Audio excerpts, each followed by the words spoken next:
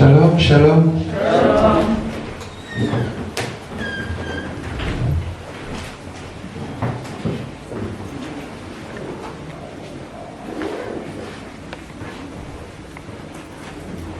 Nous ouvrons nos Bibles dans le livre de Luc, Luc chapitre 15.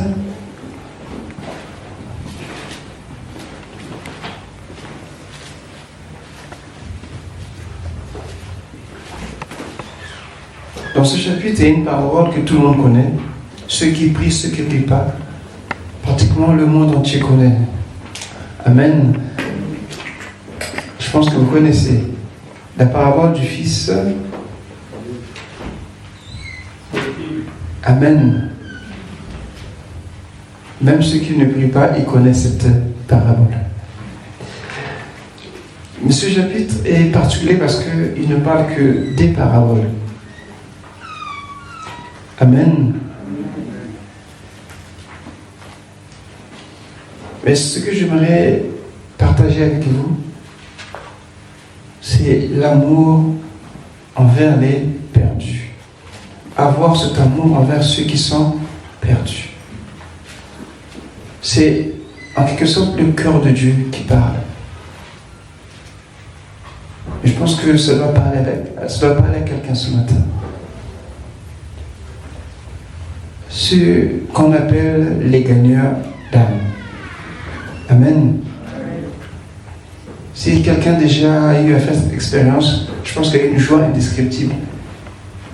Il y a une joie intense, intérieure, quand on amène quelqu'un au Seigneur. Alléluia. Ça t'enrichit, ça te réconforte et ça te rapproche de Dieu. Dans la foi, dans l'adoration, dans la louange, dans l'intimité. Tu réalises que tu viens de vivre quelque chose d'extraordinaire. Tu as sauvé une âme. Alléluia. Et donc, dans ce chapitre, il n'est question que de ça. Jésus nous parle par 3 paraboles qui sont très instructives. Et en d'autres mots, j'aimerais parler de notre responsabilité. Il y a des droits, il y a des devoirs. Nous aimons quand Dieu nous bénit. C'est ce que nous voulons souvent et nous exigeons même de la part de Dieu. Mais nous oublions que nous aussi nous avons des responsabilités vis-à-vis du Seigneur. Est-ce que quelqu'un le sait? Alléluia. Amen.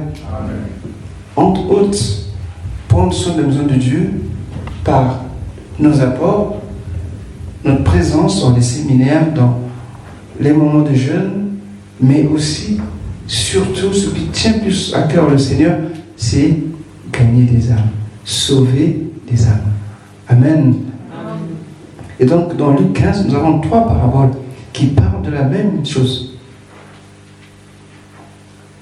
C'est intéressant de le constater, parce que Jésus finit Luc finit le chapitre 15 par la parole du Fils prodigue, pour mettre l'accent sur ce que le Père ressent quand un enfant égaré qui rentre à la maison.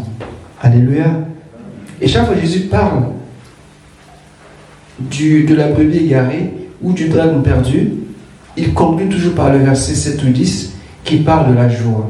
Mais on reviendra. Et ce que j'aimerais d'abord dire, bien-aimé, que dans la vie, où que tu sois, que ce soit dans ta maison, au travail, en route, partout où tu peux te trouver, à diverses occasions, ce que Paul disait à Timothée, dans 2 Timothée 4, 2 je pense, que insiste en toute situation, en toute circonstance, bonne ou mauvaise, de prêcher la parole de Dieu. Parce que le temps ne sera jamais propice à cela. Mais c'est à nous de faire usage de sagesse et d'anticipation pour apporter le message. Le terrain ne sera jamais favorable. On ne vous invitera pas pour venir, viens nous parler de ta foi. Non, au contraire, les gens vont s'opposer même à cela. Mais ils seront heureux, contents d'apprendre ce que tu as fait le samedi en boîte. Alléluia. Ce que tu es parti voir au cinéma, ou ce que tu as acheté au solde. Allah, tu as toute la place pour parler et ils vont t'écouter. Mais jamais pour que tu leur parles de Dieu. C'est pour ça que Paul disait à Timothée, en toute situation, prêche, insiste. Saisis toute occasion pour parler de Dieu, pour sauver une âme. On oublie souvent cela. Et j'insiste bien aimé parce que ceci ne concerne pas que les pasteurs, pas que les évangélistes, pas que les apôtres, pas que les prophètes, pas que les docteurs. Alléluia. Mais ça concerne tout enfant de Dieu. Et c'est notre responsabilité. Amen. Oui. N'oubliez pas qu'il y a certaines situations dans la vie. Ça peut être un cas de maladie, ça peut être un problème d'infirmité, ça peut être un stress, quelqu'un qui est dans l'angoisse. C'est des situations que Dieu peut mettre devant toi pour parler de Jésus. Mais si tu as peur, tu ne vas rien faire. C'est pour ça que Jésus dit, en mon nom, vous chasserez les démons. Vous imposez un malade, ils seront guéris. Nous devons prendre cet engagement, cette parole à la lettre. Parce que Dieu met devant toi quelqu'un qui est malade. Mais l'Esprit dit, parle de Jésus. Mais toi, tu as peur. Mais cette peur ne vient pas de Dieu. Tu dois affronter cette peur, parler de Jésus. Et quand tu parles de Jésus, tu fais ce que le Seigneur a dit. Tu vois que cette personne va témoigner. Et toi, ça va te réconforter dans ta foi. Alléluia. Amen. Parfois, il y a des maisons où tout se passe. Vous voyez la façade à l'extérieur, c'est une belle maison, des belles voitures. Mais à l'intérieur, parfois, des gens vivent des cauchemars. Les gens vivent parfois dans des drames spirituels. Alors qu'on est à côté. Avant, on se dit bonjour. Mais dès qu'il y a une occasion que Dieu permet, n'hésite pas. Parle de Jésus. Alléluia. Amen. Alléluia. Amen. N'ayez pas peur. Amen. Amen. Jésus dit que heureux celui où vous êtes persécutés en mon nom. C'est vrai qu'aujourd'hui, on n'aime plus ça. On aime le réconfort, on aime le confort. On n'a plus peur d'aller à la rencontre. Mais quand tu as l'amour de Jésus en toi, tu vas aller vers le prochain. Amen. Amen. Donc j'aimerais insister sur notre responsabilité parlant des gagneurs d'âme. Parce que nous sommes des gagneurs d'âme. Que tu le veuilles ou non, en tant que chrétien, tu es gagneur d'âme. Est-ce qu'il y a quelqu'un qui n'est pas chrétien parmi nous ce matin? Amen. Amen. Sinon, on va t'aider à le devenir tout de suite. Dans le verset 1, on nous dit « Tous les publicains et les gens de mauvaise vie s'approchaient de Jésus pour l'entendre. » Quelle introduction! Tous les publicains, c'est-à-dire les douaniers, qui n'étaient pas honnêtes, des voleurs, et tous ceux qui l'accompagnaient, venaient s'approcher de Jésus pour l'entendre. Ils entendaient quoi? Ce que Jésus disait. Jésus parlait de quoi? Il parlait du royaume. Alléluia. Il parlait du salut, de l'amour de Dieu. Et eux, ils venaient. Mais à côté, il y avait des pharisiens qui étaient là. Qu'est-ce qu'ils vont dire? Les pharisiens, les scribes, murmuraient, disaient, cet homme accueille des gens de mauvaise vie et mange avec eux. Ça sera toujours pareil. Ça ne veut pas dire que nous devons fréquenter les mauvaises personnes. Non. Mais ces personnes peuvent venir à nous, on ne doit pas les rejeter. Parce qu'on a quelque chose à leur transmettre. Amen. On leur parle de l'amour de Dieu. Ils en ont besoin, ils ne savent pas. Vous savez, tantôt qu'il y en a qui sont dans l'ignorance. Il y en a qui vivent des drames. Il y en a qui sont dans l'indifférence absolue. Parfois dans l'ignorance. Mais nous connaissons. Qu'est-ce qu'on fait? On se tait. Et parfois, nous voulons des gens qui sont comme nous, qui nous ressemblent, qui ont la même éducation que nous, qu'on a été dans les mêmes écoles. Mais ici, Jésus, la Bible est claire, les gens de mauvaise vie et les publicains étaient autour de Jésus. Et même à la croix, Jésus était au milieu de deux brigands. Et même à la croix, Jésus a sauvé. Nous devons comprendre, bien aimés, qu'étant chrétien, on ne doit pas choisir avec les gens avec qui nous doit marcher. Bien sûr, mais le message doit être porté à tous. C'est ce que nous devons retenir. Et Dieu met en chacun une occasion pour témoigner de son nom. Amen. Vous savez que, on dit qu'en France, les gens ne sont pas réceptifs. Les gens le sont. Mais c'est nous qui avons peur. Nous n'osons pas. Même s'ils rejettent, mais au moins tu as parlé. Au moins tu as témoigné. Il faut le faire. Il y a plusieurs raisons à cela. Amen. Parfois, on tient compte des convenances, comment il s'habille, son rang social, son éducation, toutes ces choses-là, ça c'est charnel. Mais lorsqu'on est dans l'esprit bien-aimé, on est dans le... Vous savez que c'est ma belle-sœur qui m'a raconté ça. Elle était dans un cabinet dentaire.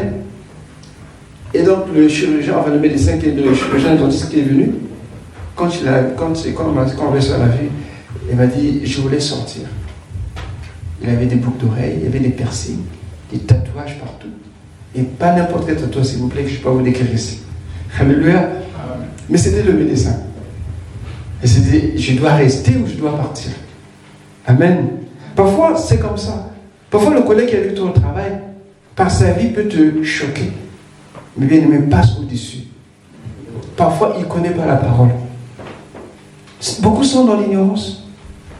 Ils sont dans les... On l'a dit, ils ont appris par des tierces personnes, mais eux-mêmes, ils ne connaissent pas réellement la parole de telle que Dieu, telle que la Bible nous le dit. Et parfois, on ne doit pas regarder à ces formes-là extérieures, mais on doit aller au-delà de l'amour. Dieu aime les pécheurs, Dieu aime les perdus. Mais nous les rejetons. Le gagnant d'âme, celui qui a le cœur de Dieu, qui va toucher les gens. Qu'ils acceptent. Qu'ils n'acceptent pas, au moins tu as fait ce que Dieu attend de toi. Amen.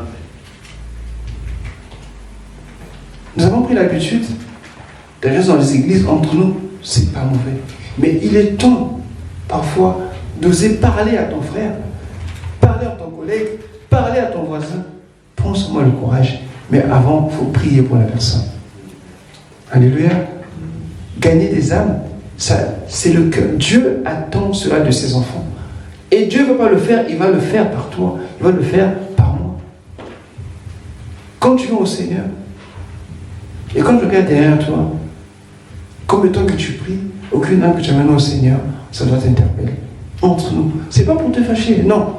Juste pour te réveiller, qu'il est encore temps de le faire. Parfois, la personne que tu n'aimes pas trop voir, c'est peut-être cette personne-là qui va accepter forcément la parole de Dieu. Il y a des gens que j'invite, mais qui ne viennent jamais. Mais parfois, ceux que j'ai pas envie d'inviter, c'est ceux-là même qui veulent venir. Alléluia. Parce que dans ma tête, je me dis que lui, il ne viendra pas. Ah, mais lui, comment il est habillé, comment il parle, c'est sûr que Dieu l'aime. Non. C'est pas comme ça. Ça, c'est moi qui le pense. Mais Dieu aime tout le monde. La Bible dit que Jésus était assis avec des publicains, des gens de mauvaise vie. Ceux que Dieu moi on déteste. Mais Jésus les recevait. Alléluia. Et quand nous continuons, quand nous regardons de près ces paraboles, la première parabole c'est la brebis égarée. C'est juste après. Parce que Jésus va répondre à ce que les pharisiens vont dire. Les pharisiens, les scribes murmuraient disant. Ils n'ont pas dit Jésus, mais ils ont murmuré. Mais Jésus entend les murmures. Alléluia. Amen. Quand nous murmurons, Dieu entend. Et Dieu n'est jamais d'accord avec les murmures. Il est bien de parler ouvertement que de murmurer. Les chrétiens murmurent beaucoup. Il faut parler. Parle à ton frère, parle à ton soeur, au lieu de murmurer. Dieu n'aime pas les murmures. Israël a été châtié à cause des murmures.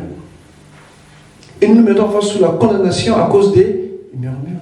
Parle à ton frère. Et Jésus va leur dire cette parabole. En fait, il va dire 3 paraboles. Et ces paraboles, en fait, Jésus répond aux pharisiens, mais ces paroles, c'est pour nous motiver.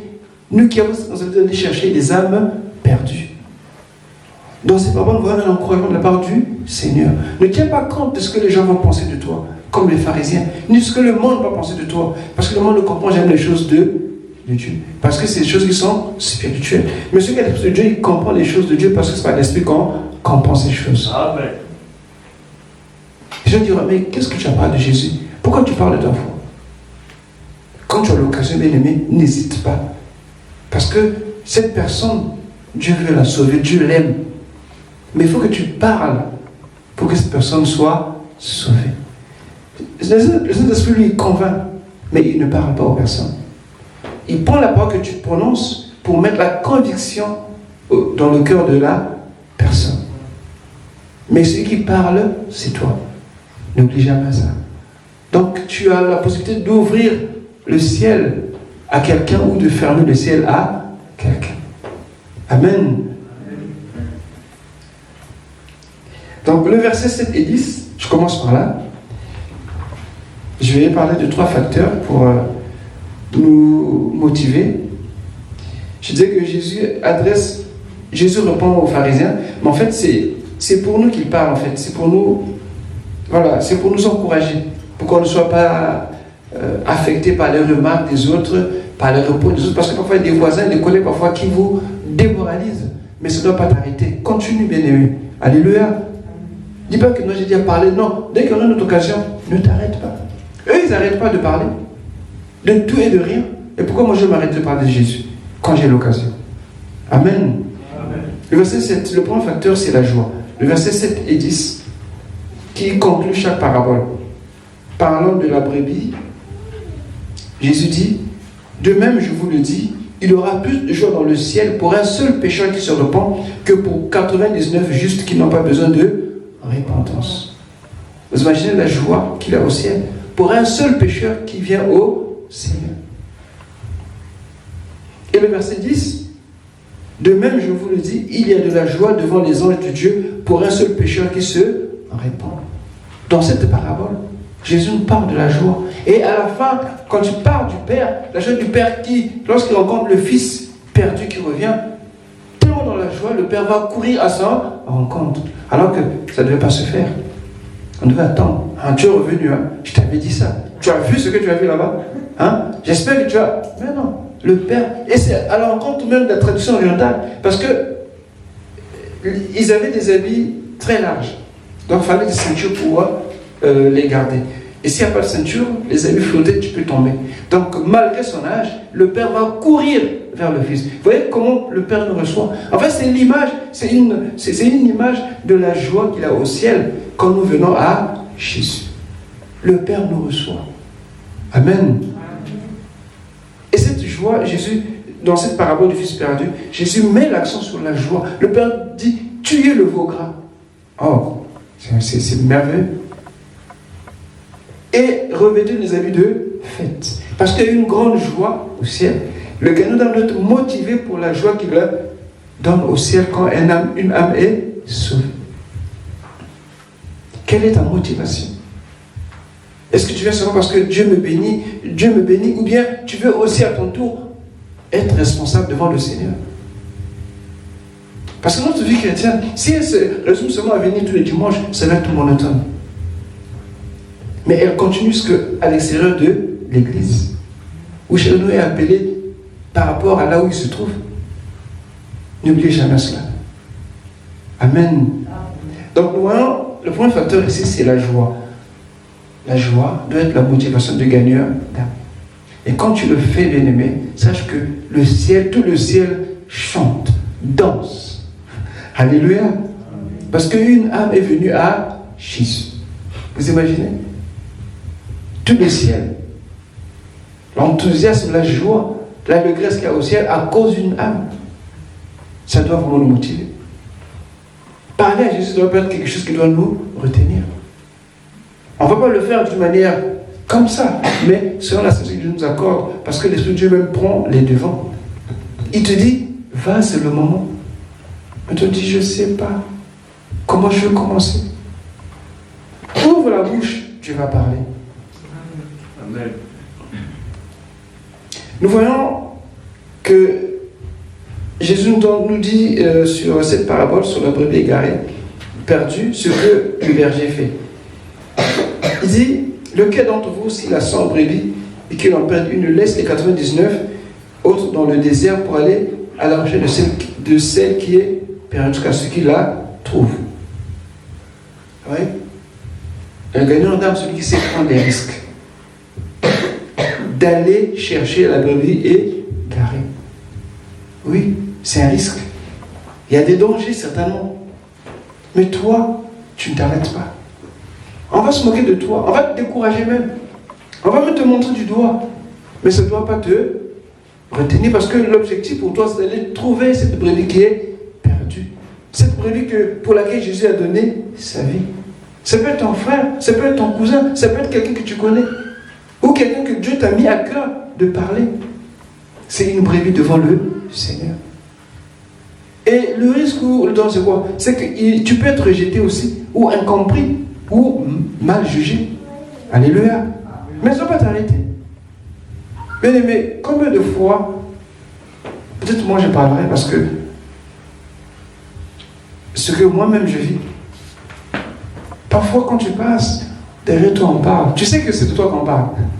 Parce que tu as parlé de Jésus. Alléluia. Il y a d'autres qui disent, bon, je ne le ferai plus. Bien aimé, je compte le faire. Et je le fais avec joie. Jusqu'à ce que Dieu m'amène devant la 100e brebis égarée. Amen. Peut-être que moi, je n'ai pas trouvé celle-là. Peut-être que ce n'était pas la 100e. Mais à coup sûr, je trouverai là. Alléluia. Le danger est là. Tu ne seras peut-être pas compris. Le danger est là. Tu seras peut-être jugé. Peut-être qu'on va te taxer de tout. Oui. Si je donne seulement ta chair, tu vas dire, ah, ça ne sert pas d'aller. Moi, je veux pas qu'on parle mal de moi. Moi, je veux préserver mon témoignage. Je veux qu'on parle que du bien de moi. Non, ça ne marchera pas.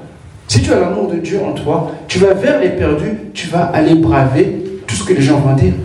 Comme on dit pour Jésus, oh, cet homme, il est avec des gens de mauvaise vie. C'est certainement qu'on dira ce mal de toi, mais ça ne doit pas t'arrêter. Regarde celui qui sait braver les dangers, qui prend le risque pour aller sauver une âme. Tu peux faire tout un mois, même 2 ou 3 mois, et rien que pour chercher une âme. C'est-à-dire quelqu'un que tu veux amener au Seigneur. La personne a dit une fois, non, 2 fois, non, tu te décourages, bien aimé, non. N'abandonne pas. Il faut le courage. Toi qui non, tu peux dire, la première chose que je dois avoir pour aller chercher des âmes, c'est le courage, la détermination. Quand tu as le courage de faire quelque chose d'aimé, tu arrives. Mais si tu n'as pas le courage, dès qu'il y a un petit souci, tu t'arrêtes. Tu dois prendre une décision. Cette année, ce mois-ci, dans les 2 mois qui suivent, il faut que j'amène une âme au Seigneur. Il faut que je gagne une âme au Seigneur. Et pourquoi pas 2, pourquoi pas 3? Il a dit à celui qui a, on ajoutera. Quand tu commences à gagner une âme, Dieu va faire que tu gagnes 2, et ainsi de suite. On va voir ça. Et la deuxième chose que nous pouvons retenir dans la deuxième parabole, c'est cette femme qui dit quelle femme, si elle a 10 drachmes et qu'elle en perde une, n'allume une lampe, ne balaye la maison et ne cherche avec soin qu'à ce qu'il la trouve. L'image est bien bonne pour la femme. Ici, on parle de drachme, c'est une pièce d'argent, mais ça peut être un bijou, ça peut être quelque chose comme une chaînette, je ne sais pas, des boucles d'oreilles. Moi, je vois comment une boucle d'oreille est égarée dans la maison, comment ça se passe. Alléluia. On prend le temps de chercher. Il dit, ici la Bible dit que on allume une lampe et on balaye. Donc, vous voyez tout le temps. Vous voyez avec minutie comment cette femme s'y prend pour chercher la drachme perdue. Ça veut dire qu'elle met à cette position les moyens qu'elle a pour pouvoir trouver la drachme, la pièce perdue. Ça veut dire que nous aussi, bien-aimés, on doit mettre à disposition ce que nous avons comme attitude spirituelle, physique, pour chercher les âmes perdues. Alléluia. Amen. Ça parle de la ténacité. Tu ne dois pas abandonner facilement. Et ce qu'on donne la lumière du jour, elle a allumé une lampe. Elle a pris le balai. Vous voyez l'effort qu'elle fait.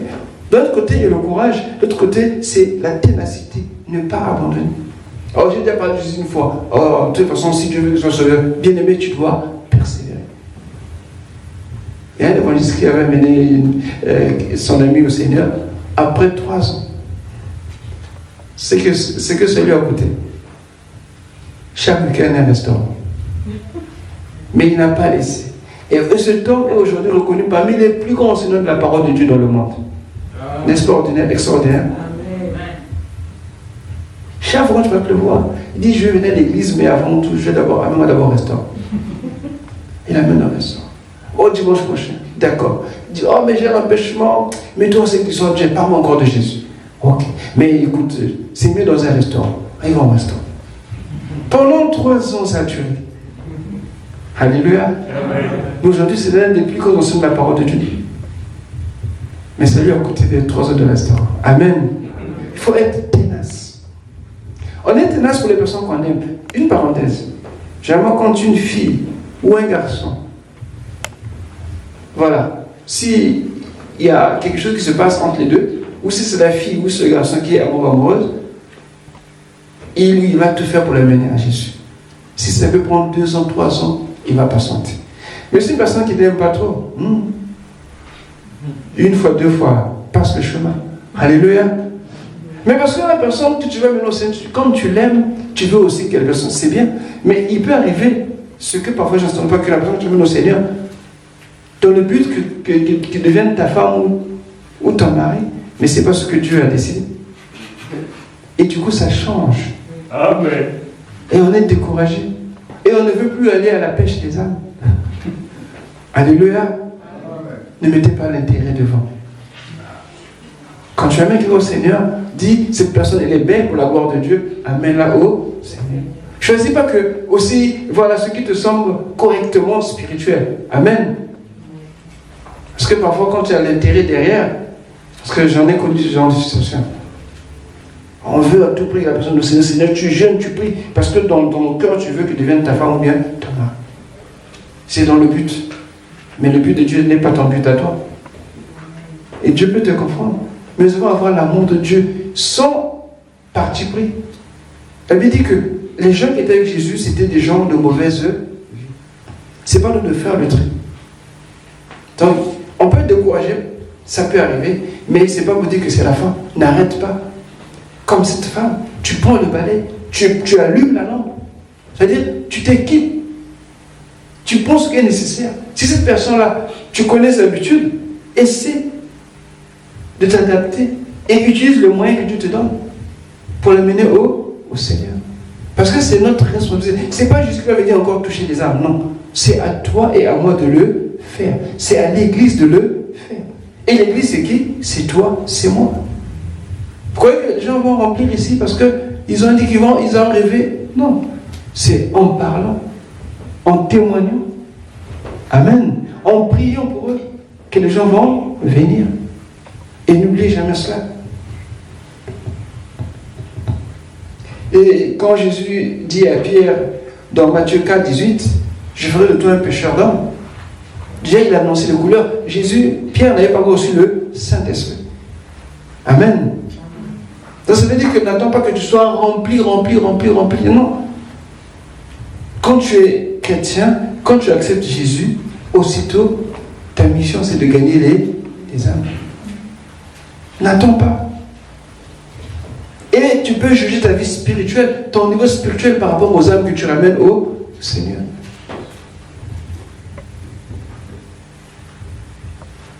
Proverbe 11, le verset 30. Proverbe 24, le verset 3, on va dire ces 2 références.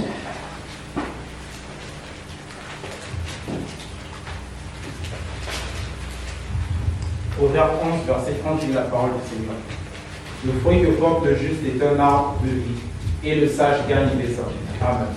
Amen. Amen. Juste la partie B, le sage gagne les âmes. Pour gagner des âmes, il faut une certaine sagesse qui tient en compte le courage et la ténacité. Amen. Parce que cette sagesse ne vient pas comme ça. Tant que je ne suis pas sur le terrain, tu ne pourras pas exploiter cette sagesse. Le sage, c'est celui qui gagne des âmes.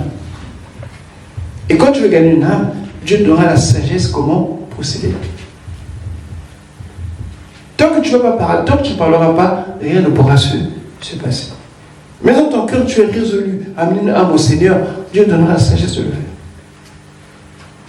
On n'a pas besoin d'un diplôme. On n'a pas besoin d'un grand séminaire de... Non. Juste témoigner que Jésus est vivant. Que Jésus m'a sauvé, qu'il peut aussi te sauver. En disant le peu que tu es. Il Il y en a qui pensent que pour que les gens viennent, il faut qu'il ait un témoignage comme un CV de 7 pages. Et c'est inutile. Une phrase, un mot suffit. Et le Saint-Esprit fait le reste. Mais il faut vraiment que tu sois déterminé et courageux. Que tu saches ce que tu fais. C'est pour la gloire du Seigneur. Et c'est ce que Dieu attend de chaque chrétien, chaque enfant de Dieu. La sagesse t'est donnée à l'instant même. Proverbe 24, verset 3. Proverbe 24, verset 3, qui nous dit c'est par la sagesse qu'une maison s'élève et par l'intelligence qu'elle s'affirme. Amen. Amen. C'est par la sagesse qu'une maison. On a besoin de cette sagesse-là pour que nous soyons grands. Parce que s'il n'y a pas cette sagesse, c'est très difficile. Et chacun de nous a cette sagesse. Parce que quand nous parlons de Jésus, l'Esprit de Dieu vient. Jésus a dit, ne vous inquiétez pas. L'Esprit de Dieu qui en vous va parler. On doit lui faire confiance. Parler de Jésus, témoigner de Jésus. Et cela nous est donné à l'instant même quand nous avons cette opportunité de parler de Jésus. C'est des choses simples, à la portée de tout le monde. Sinon, Jésus ne l'aurait pas dit. Il a dit, allez et faites naissance des disciples. Il a donné l'ordre d'aller. Il y a une raison à cela. Vous voyez ce que nous lisons dans Luc 24. Luc 24, verset 23, c'est la parabole du souper, du grand souper.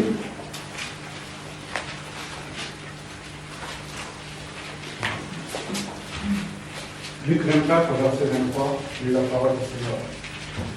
Ils n'ont pas trouvé son corps et sont venus dire... Non, ce n'est pas la bonne... s'il vous plaît, excusez-moi. Je crois que c'est la parabole du grand souper. Non, j'ai pas pris la bonne référence. C'est... Attendez, c'est Luc 23, je pense. Non plus. Non plus ça, c'est la parole du grand souper. Là où il dit que ma maison d'aller faire entrer même ceux qui sont dehors pour que sa maison soit remplie. C'est Luc 14, c'est ça? Quelqu'un, c'est... Je vais lire Luc 14, 23. Oui. Et le maître dit au serviteur, va dans le chemin du désert, et ce que tu trouveras, contrains-les d'entrer afin que ma maison soit remplie. Amen. Amen. Le désir du Père, c'est que sa maison soit remplie, que l'église soit remplie, que le ciel soit rempli. Mais par qui? C'est de notre responsabilité. C'est un devoir que nous avons en tant que chrétiens. Il y en a qui n'ont pas voulu. Ok, normalement ceux qui avaient l'alliance de Dieu, nous connaissons c'est qui. Mais aujourd'hui Dieu a dit non, ma maison est prête pour un grand festin. Je veux que tout le monde vienne. Amen. Tout ce qu'on a préparé, ça ne doit pas se perdre. Appeler, inviter les gens. Et ce que le chrétien doit faire. Jésus n'est pas mort à la croix pour rien. Alléluia. S'il est mort pour toi et moi, il est aussi mort pour celui qui est à côté. Tu ne le sais pas. Mais lui aussi, il attend cela. Mais c'est toi qui vas lui porter le message. C'est toi qui va lui apporter la bonne nouvelle. C'est toi qui va dire, viens, Jésus t'aime. Comment ça, il me connaît? Si il te connaît, il est mort pour toi. Il a donné sa vie pour toi. Devant lui, tu n'as plus de péché si tu crois dans sa mort et sa résurrection. Ah, c'est comme ça. Ben oui, c'est comme ça. Et tu as la vie éternelle et tu es sauvé. C'est simple. Amen. C'est pas compliqué. Il faut seulement le dire simplement. Ne cherche pas à le dire avec des choses compliquées, non. Aussi simple. Et le reste, c'est le Saint-Esprit qui fait son œuvre. Donc, Dieu dit que ma maison ne soit pas vide, elle soit remplie. Acte 2, le verset 47, ce que Dieu dit, il le fait. Acte 2, le verset 47.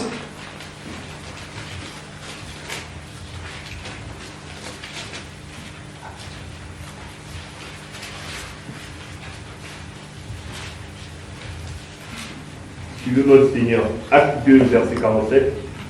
Louons Dieu et trouvons grâce auprès de tout le peuple.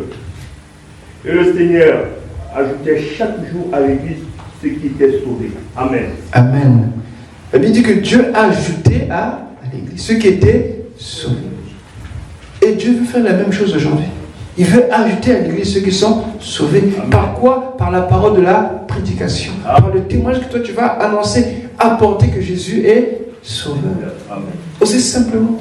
Et quand toi tu vas parler, Dieu va faire quoi? Il va convaincre par son esprit, il va amener à l'Église. Dieu n'a pas changé. Il veut que sa maison soit remplie. Mais parfois nous faisons comme les pharisiens. Nous empêchons les gens de rentrer. Parce qu'on a parlé du mal de nous, parce qu'on nous a jugés. C'est normal, bien aimé. Jésus a été jugé, incompris. C'est pas vrai? C'est vrai. Et quand ça nous arrive, pourquoi on ne veut pas? On croit qu'on est plus que Jésus? Non. Non. C'est une gloire. Quand on nous juge par rapport à Jésus, bien aimé, c'est une gloire.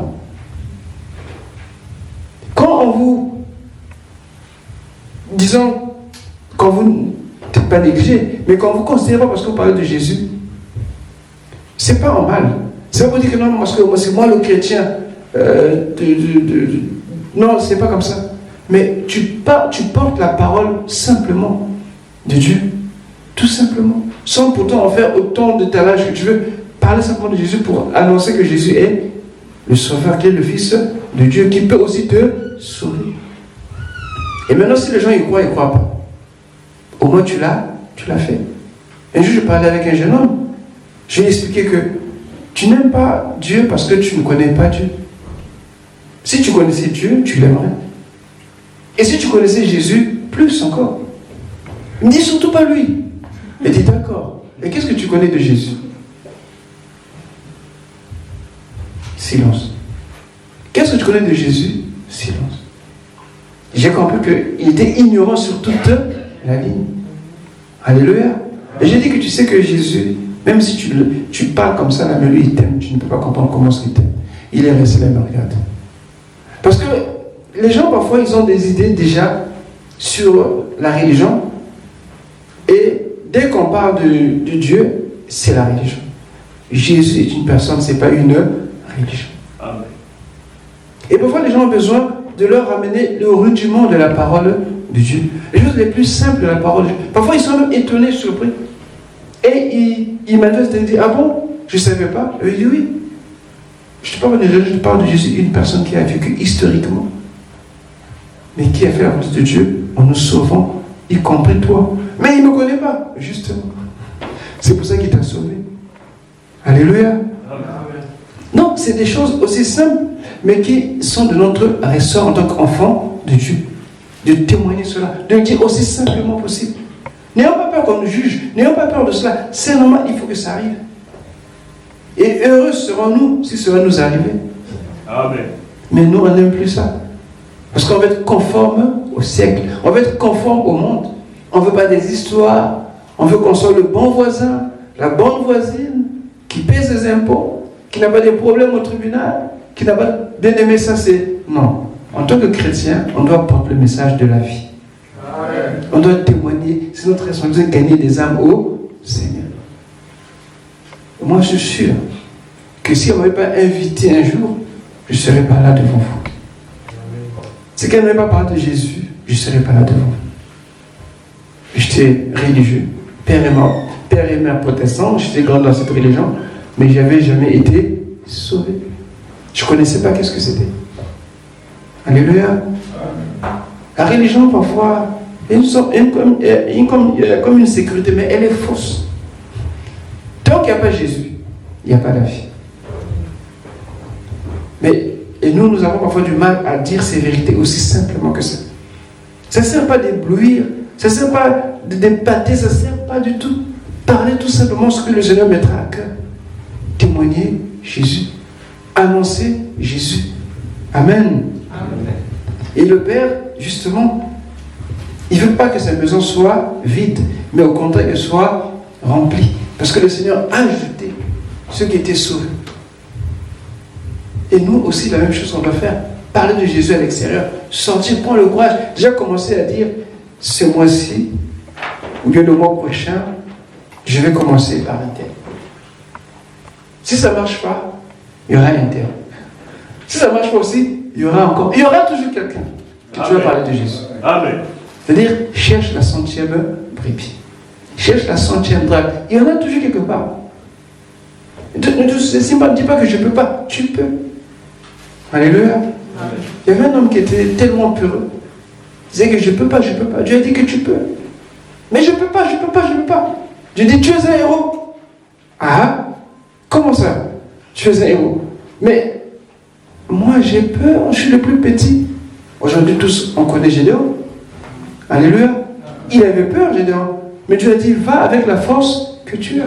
Nous avons le Saint-Esprit en nous. N'ayez pas peur de témoigner Jésus. Nous devons gagner les âmes au Seigneur. Amen. Amen. Et pour finir, dans Genèse 1, le verset 28, il y a un ordre que Dieu donne. Genèse 1, 28. Quelqu'un a trouvé? Amen. Genèse 1, verset 28. Dieu les bénit et Dieu leur dit, soyez féconds, multipliez, remplissez la terre, assujettissez-le, et dominez sur les poissons de la mer, sur les oiseaux du ciel, et sur tout animal qui se met sur la terre. Amen. Amen. Ce que Dieu avait dit à Adam et Ève, c'était de se reproduire, d'être fécond, de se multiplier et de remplir la terre. Dieu n'a pas changé. Ce que Dieu avait dit, il avait dit de manière naturelle. C'était plus ou moins dans l'ordre des choses, de se reproduire naturellement. Parce que dans la première création, les choses étaient faites de cet ordre-là. Tout était d'une manière naturelle. On nous parle du premier Adam. Amen. Amen. Le deuxième Adam, lui, il est spirituel. Le premier Adam est naturel. Le deuxième Adam est spirituel. Le même ordre nous est adressé à nos églises aujourd'hui. De faire quoi? Aller et faire, nous sommes des...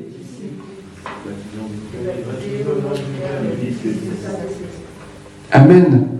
Jésus redit la même chose encore dans Acte 1:8. Vous recevez une et vous serez. Les deux veulent dire la même chose. Aujourd'hui, il est de notre responsabilité d'aller dans le monde autour de nous pour nous reproduire spirituellement, pour faire des enfants ou des bébés spirituels. Et l'Église pour les faire grandir, pour remplir non plus la terre. Alléluia. Et qu'est-ce qu'on remplit? Je crois que aujourd'hui c'est bien parce que vous répondez, j'aime bien. Qu'est-ce qu'on va remplir? L'Église. Amen. Amen. Ah, en tout cas aujourd'hui vous avez vraiment 10 sur 10. Dieu vous bénisse. C'est pour remplir le royaume, son royaume. Jésus est venu annoncer un royaume. Et qui va vivre dans ce royaume? Ce sont les rachetés, ceux qui sont sauvés, ceux qui viennent à Jésus. Nous allons remplir le royaume. Parce que les anges ne se multiplient pas comme les hommes. Et nous serons comme des anges. Il n'y aura ni homme ni femme. Donc c'est maintenant qu'on doit moissonner pour le royaume. En gagnant des âmes au Seigneur. J'aimerais que ce soit ta motivation, bien-aimé. J'aimerais que tu ne sois plus celui qui se tient à l'écart des autres, qui ne veut pas se mêler aux autres, parce que tu as quelque chose à témoigner de la part du Seigneur. Même celui que tu crains, que tu redoutes, parle de Jésus, tu vas voir que ses yeux vont changer. Que son regard va même changer. Et si tu verras. Nous devons annoncer, nous devons gagner des âmes au Seigneur. Alléluia. Amen. Pourquoi je le dis? Parce que nous allons rentrer dans cette semaine, nous allons jeûner pendant 2 jours pour les âmes. Et j'aimerais qu'on ait vraiment un cœur rempli d'amour pour les âmes perdues. Et quand nous viendrons ici mercredi pour jeûner, qu'on soit tous dans un même esprit et une même âme. Amen. Avant de sortir. Alléluia. Amen. J'espère que tu seras là mercredi. Amen. Amen, amen, amen. Amen. Que le Seigneur nous bénisse, on va se lever.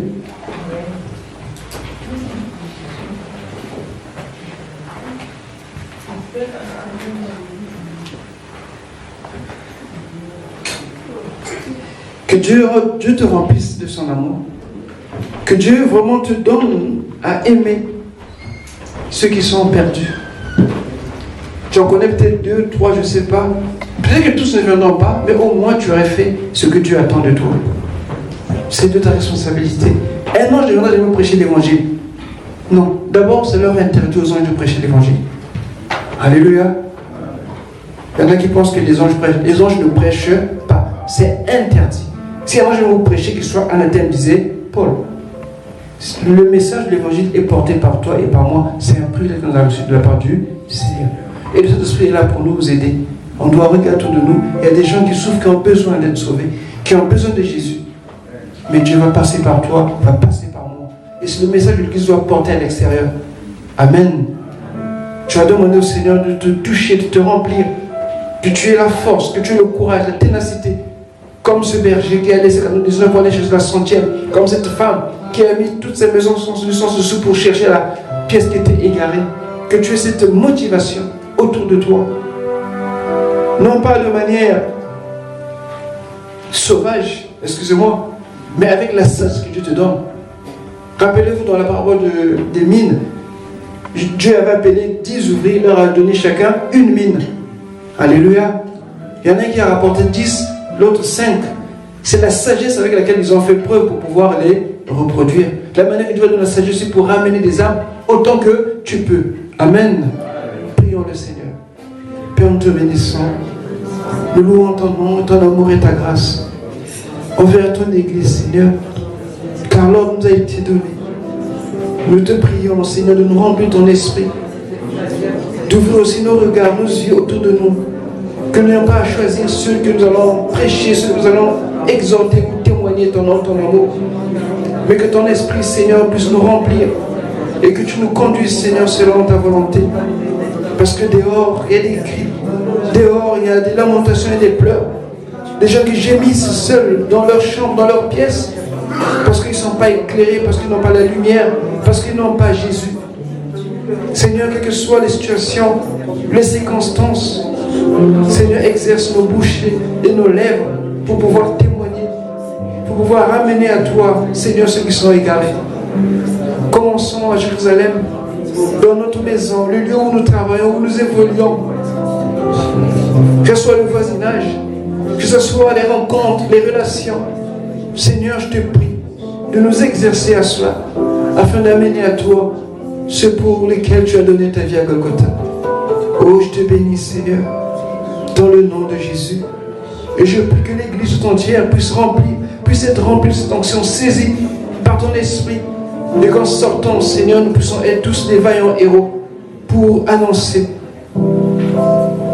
le message du salut. Nous te bénissons au nom de Jésus. Amen. Soyez bénis.